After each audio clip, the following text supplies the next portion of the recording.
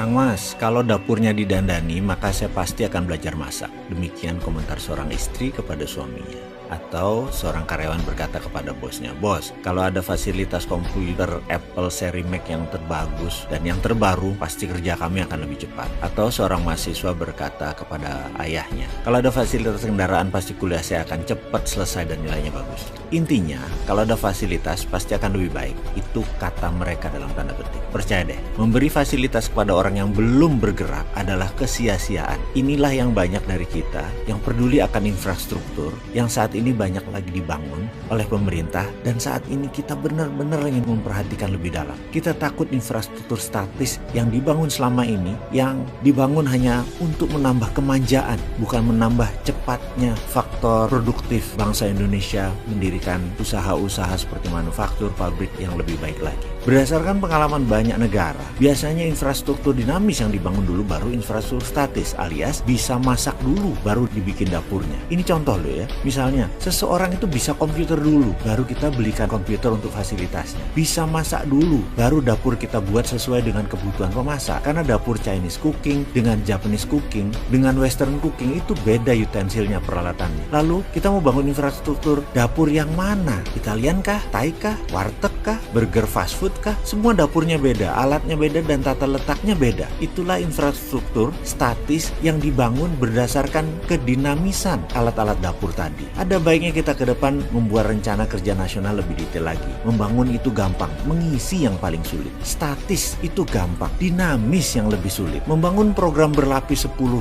layer dan pakai swasta sebagai pendorong 80% geraknya, itu lebih dinamis daripada membangun infrastruktur sekarang. Jadi gunakan swasta itu lebih lincah, lebih murah, dan lebih cepat. Sekali lagi, platform bernegara harus dengan fondasi yang sama, yaitu kita harus punya arsitek ekonomi, arsitek pertahanan keamanan, dan semua gartra bernegara ada arsiteknya. Hanya sekedar mengingat ya, dulu di zaman Orba dibangunlah infrastruktur statis yang namanya THR, Taman Hiburan Rakyat. Untuk hiburan rakyat ada di 25 kota. Namun yang bertahan hingga 15 tahun hanya 2. Mengapa bisa bertahan sementara yang lainnya sepi? Yang bertahan itu hanya di kota, 1 Solo, 2 Surabaya. Kenapa sekali lagi hanya Solo dan Surabaya? Karena di THR Solo dan Surabaya ada Sri Mulat. Tapi kita tahu bahwa kemudian THR kalah dengan televisi swasta di mana Sri Mulatnya diboyong ke TV. Jadi sekali lagi, infrastruktur dinamis itu penting. Atau ada lagi, kita tahu tentang infrastruktur statis. Goyangnya bisnis net TV yang terbaru padahal didukung dengan teknologi HD yang